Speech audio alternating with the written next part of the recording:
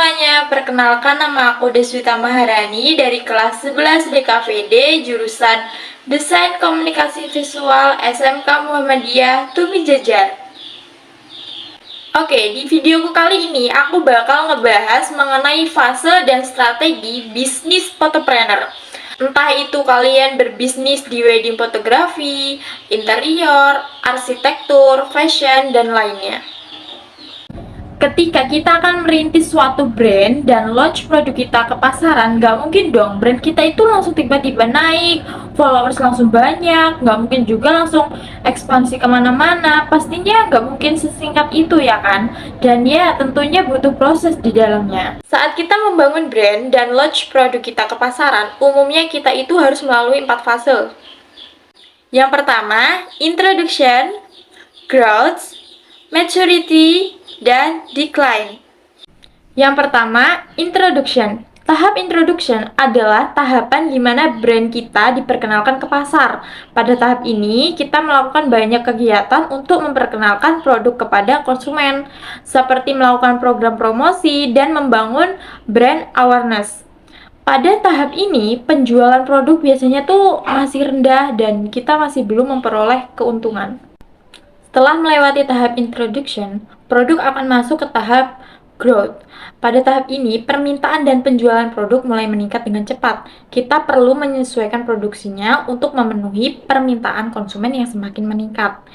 Kita juga harus berusaha mempertahankan posisi produknya di pasar dan memperkuat brand awareness-nya. Yang ketiga, maturity. Tahap maturity adalah tahap di mana produk telah mencapai puncak penjualan. Pada tahap ini, penjualan produk mulai melambat, persaingan semakin ketat, dan kita itu harus berusaha untuk mempertahankan posisi produk di pasar. Pada tahap ini juga, kita itu bisa mencoba melakukan inovasi baru pada produk atau memperkenalkan varian baru untuk mempertahankan minat konsumen. Yang terakhir, decline. Tahap decline adalah tahap saat penjualan produk mulai menurun secara signifikan.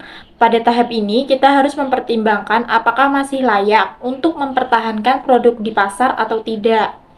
Kita bisa melakukan beberapa tindakan nih, seperti mengurangi biaya produksi, melakukan promosi, atau menarik produk dari pasar. Sebelum masuk pada tahap introduction, pastikan kita sudah melakukan research and development agar saat brand kita sudah launch ke pasaran, kita itu sudah terarah dan tepat sasaran gitu.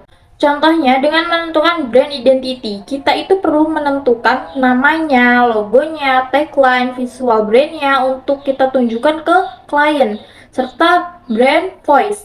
Dan juga kita itu harus bisa nge-backdown bisnis model canvas kita biar nggak gelagapan dan bingung ke depannya kalau produk atau brand kita itu sudah masuk ke pasaran.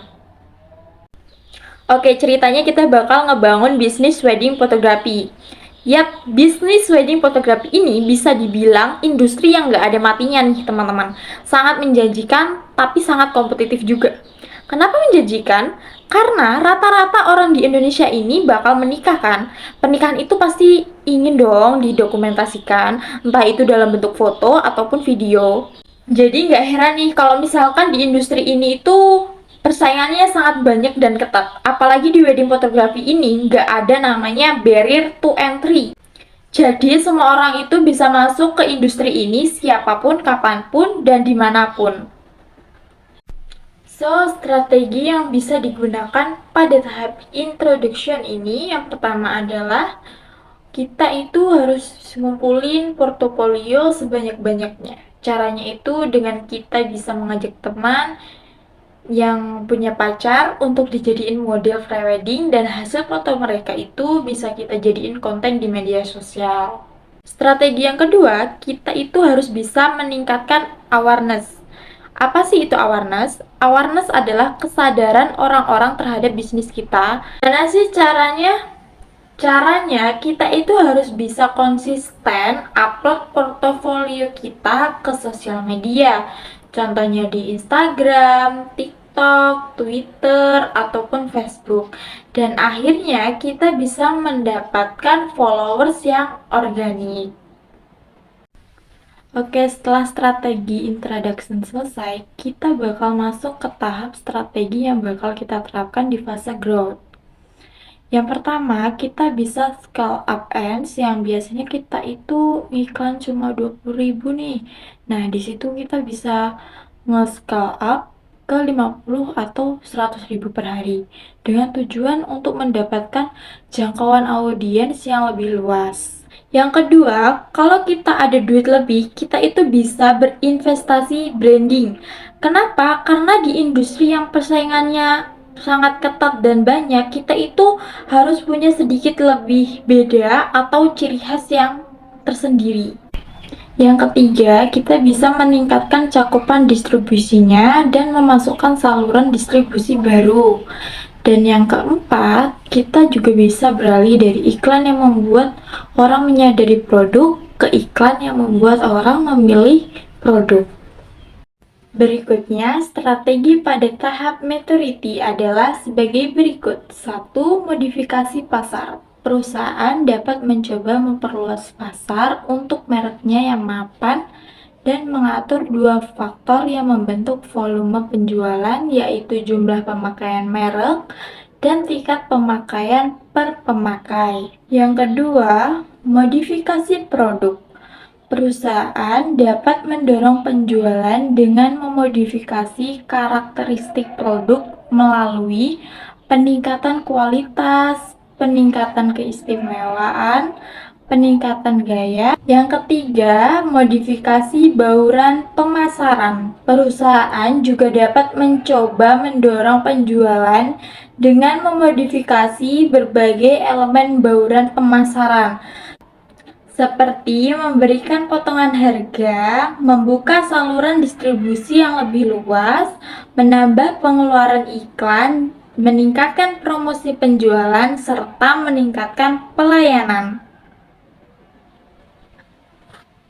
Nah, sebelum masuk fase decline, kita harus bisa peka terhadap keadaan bisnis kita, di mana kita itu harus kreatif, inovatif, adaptif, agar bisnis kita itu nggak mati secara perlahan. So, strategi yang dapat dilakukan selama masa decline adalah: 1. Mengidentifikasi produk lemah. 2. Menentukan strategi pemasaran yang harus segera dilakukan. 3. Keputusan penghentian. Oke, berikut faktor-faktor yang mempengaruhi perjalanan produk dari awal diluncurkan hingga akhirnya ditarik dari pemasaran. 1. Persaingan di pasar. 2. Teknologi. 3. Perubahan gaya hidup konsumen. Keempat, harga. Dan yang terakhir adalah promosi.